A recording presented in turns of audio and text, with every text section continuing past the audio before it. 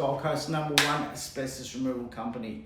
Now, continuing on our series of videos of things that we found, places we've been, and just interesting stuff that we've done. So today I'm going to talk about a place that not many people have ever been into, and I guess it's one of these things that's part of the city infrastructure that we all take for granted, but you probably don't know what it is or where it does. You've probably seen these buildings in the middle of suburban streets, might have pump station on it, and you don't know what it is. So, probably about 3 years ago, we were asked by Gold Coast Council to have a look at a job for them. Now, what it was a sewage pump station. So, all the sewage that gets pumped around the city, because it can't just come out of your toilet and end up at the treatment plant.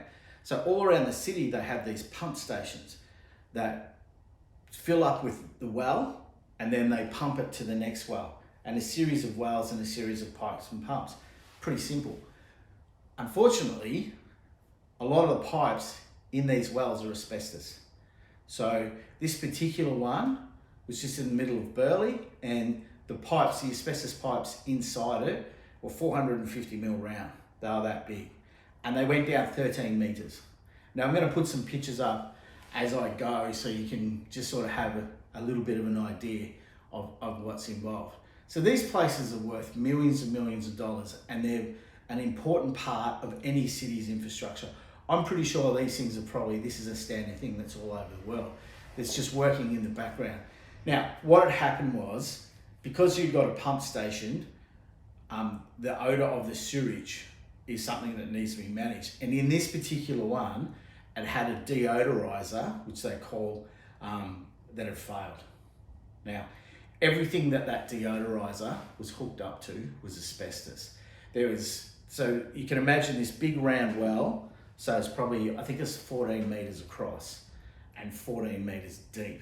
Now, right through the centre, there's a brick wall. So on this side, they have what they call the wet well, and on this side, they have what they call the dry well, because the pumps have to be in the bottom of the well, and the only way to do that is to have the dry well. So in the wet well part, the pipe came through about a slab about that thick.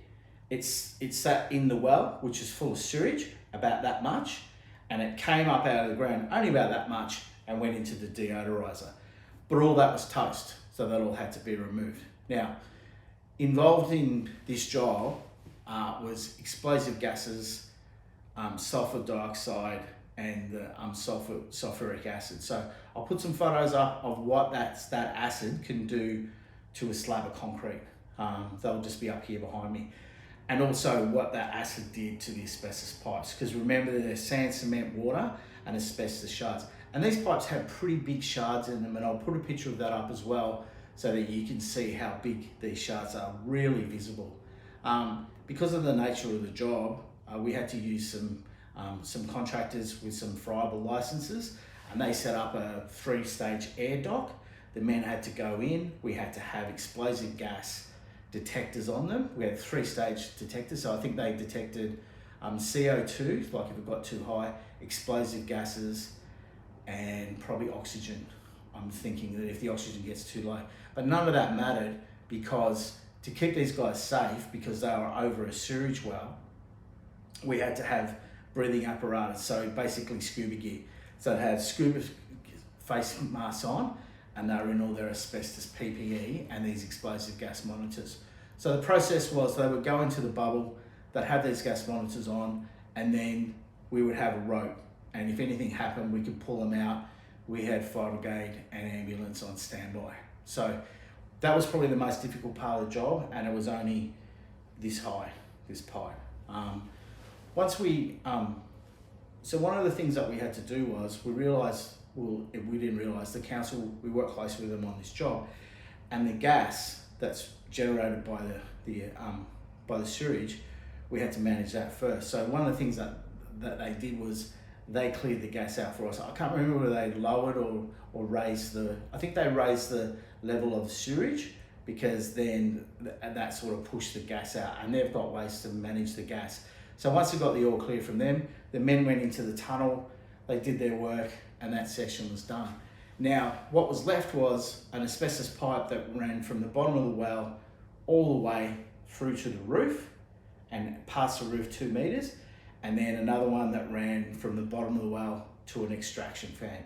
And the purpose was the one at the bottom of the well had the fan and it would draw anything out of the bottom of the well, and the other one was just like a natural ventilation as a backup. So 14 meters down, you can imagine there's big stairwells. We put pictures of the way all the way through this. So we weren't allowed to block off the stairwell in case there was a fault in the well during the time that we were working there. So we couldn't get scaffold in there, so we chose to use Ropetex. So we found a local Ropetex company, we trained them up with asbestos, and we actually were there every day with them and supervised them. So we lowered the boys down, they used what's called a pipe cracker, cracked it, and then we got the sections up and down with the hoist that was in the thing. Now there's a few other things that were going on here, getting back to the stuff over the well. One of the things that we had to do was we had to block off the pipe because it went through the slab and then straight into the well. So one of the things that we came up, which was an innovation, which we actually won a Workplace Health and Safety Excellence Award for, was we put a baffle down there, we pumped it up, it was actually a yoga ball, and that blocked off the pipe so that when the boys removed the top section of the pipe, none of it broke off and fell down into the well, which could have fouled the pumps, which would have meant we would have had a river of sewage running down the road. So as you can see, there was a lot of risk. Now, once we got the Ropetex down and up and got the pipes out, it was all pretty simple from there. We had to get the pipes out of the slab and total remove all the asbestos out of this underground sewage well.